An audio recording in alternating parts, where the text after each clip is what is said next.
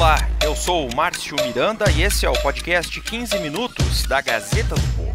Para tratar da questão que tem repercutido principalmente nas redes sociais, o apresentador Luciano Huck e o ex-ministro Sérgio Moro iniciaram conversas para formar uma aliança na eleição presidencial de 2022. Há quem acredite que os extremos, a tão falada polarização da política brasileira, pode estar com os dias contados. O ex-candidato à presidência da República, Ciro Gomes, por exemplo, disse em entrevista à Gazeta do Povo que, para ele, o povo brasileiro estaria, abre aspas, banindo os extremos, fecha aspas, já a partir dessa eleição municipal. Ele cita o baixo desempenho de candidatos ligados ao bolsonarismo e ao petismo em pesquisas eleitorais. É claro que esse debate sobre o caminho para o centro vai chegar a 2022. E nos últimos dias, uma novidade agitou esse cenário pré-eleitoral.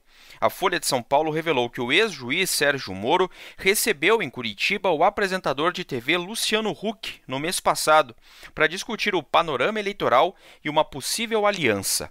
Essa alternativa passaria por uma composição com nomes como do governador de São Paulo, João Dória, do PSDB, e até do vice-presidente, o general Hamilton Mourão, segundo a reportagem.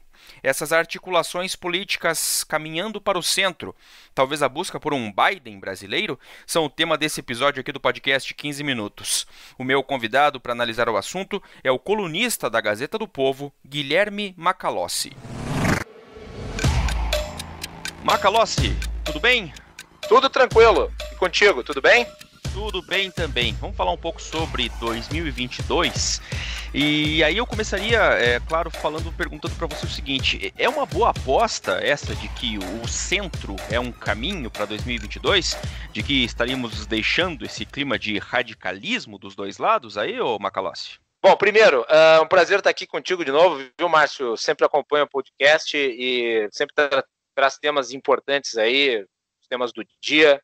Sempre estou acompanhando e parabenizo aí pelo teu trabalho. E agradeço Valeu. O convite para participar. Com relação à tua pergunta, caminho é o centro, eu acho que deve-se inverter a pergunta. O caminho do centro pode ser trilhado? Ele só vai ser trilhado se o centro se apresentar como um caminho. Eu acho que os integrantes do dito centro, que não tem nada a ver com centrão, é que tem que dizer para que vieram. Quando eu vejo, por exemplo, o Dória reunido com o Huck, e daí o Huck reunido com o Moro, e depois eu vejo o Ciro falando com o DEM, eu me pergunto, ok, eles estão tentando se unir em nome de uma oposição ao petismo e ao bolsonarismo, mas ser oposição a algo não basta, é também preciso ser caudatário de um discurso. Qual é o discurso dessa gente? O que os une? Quais são suas propostas? O que o centro tem a apresentar ao país de concreto? Nós podemos não gostar da agenda do Bolsonaro, mas nós sabemos qual é. Nós podemos não concordar e não gostar da agenda do Lula, mas nós sabemos qual é. Agora, qual que é a agenda do centro? Então, o centro não será caminho enquanto ele não se apresentar como caminho. E até o momento eu não vejo nada que faça com que o centro seja uma solução política viável do ponto de vista da decisão dos eleitores. Até aqui, o cenário de 2022 continua sendo, para mim, muito parecido com o de 2018. Nesse caso mais recente aí, que virou notícia nos últimos dias, a reunião, né, do ex-juiz Sérgio Moro com o Luciano Huck, o apresentador de televisão. E aí eu pergunto, Macalossi, a gente já sabe que nesse caso você tem aí já a primeira dificuldade nessa definição, talvez, do que vai sair de uma aliança, de uma possível aliança desse nominado aí centro, né? Porque, por exemplo, o ex-juiz Sérgio Moro, ele será que convenceria com essa tese, talvez, aí de que vai se aliar a uma candidatura de centro, depois de, por exemplo, ter feito parte do governo Bolsonaro, e imagino, pelas primeiras reações, que também isso gera uma certa, nem sempre agrega a possível presença do Moro, talvez gere mais afastamento entre essas pessoas que tentam se unir no centro, né, Macalossi? Pois é, né? Tanto é que logo depois da reunião do Moro com o Huck se reuniu com o pessoal do DEM lá, o Rodrigo Maia, e disse, essa é a minha turma. Então isso significa o quê? Vamos lá, Moro-Huck é uma união de vestais, né? É uma união, assim, de pessoas que se colocam como acima da política mundana. É outra pergunta que tem que se fazer. Governariam com quem, afinal de contas? representariam uma chapa antipolítica? Porque eu acho que a antipolítica está fazendo um mal danado para o Brasil. A antipolítica ela é de centro? O que é a antipolítica? O que eles propõem? O que Huck propõe? O que Moro propõe? No que as suas ideias se conectam? Há um movimento muito claro por parte do ex-ministro Sérgio Moro de se aproximar de um grupo político que pode, sim, agregar a ele um perfil mais ao centro, centro-direita. Não... E mais do que isso, existe alguma convicção real entre um para com o outro? E sabendo que os dois poderiam formar uma chapa em 2022, eles teriam que tipo de apoio? Eu acho que tu mencionas aí algo que é importante de ser equacionado aqui. Ok, Huck busca Moro. Aí Moro entra na chapa. Huck vai buscar que partido para compor com ele? Vai ser candidato de si mesmo? Nós vamos ver uma composição do ex-apresentador da Globo com ex-juiz da Operação Lava Jato. Vai ser tipo assim, o caldeirão do lavajatismo. É isso? Esse é o resumo da chapa. E daí, digamos que por uma consolidação dos votos lá em 2022 acabem se elegendo. Qual vai ser a base dentro do Congresso? Porque é importante perguntar, você governa com quem? Essa pergunta devia ter sido feita para o Jair Bolsonaro. Em 2018 ninguém fez essa pergunta. E quando ele respondeu, ele disse que ia governar com bancadas temáticas, porque a proposta dele era, obviamente, uma proposta antipolítica, né? E daí a realidade se impôs, e agora o Bolsonaro está aí junto com o Centrão. Huck e Moro governariam junto com o Centrão ou sem o Centrão? Eles seriam de centro, mas seriam do Centrão? Olha, eu estou menos respondendo e mais fazendo perguntas novas em cima dos seus questionamentos. Porque, lembrando que o centrão desse centrão que a gente conhece também, vamos dizer assim, não é muito simpático, para dizer o mínimo, ao ex-juiz Moro e à Lava Jato, né, o Macalossi?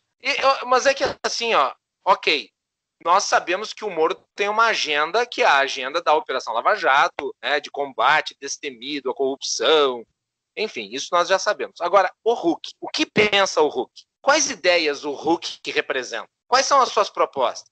Qual é a sua visão de Brasil? Até agora nós temos ali um crítico ponderado da situação de momento, mas nós estamos vendo um ajuste fino em termos de ideias? Não, nós não estamos vendo nada.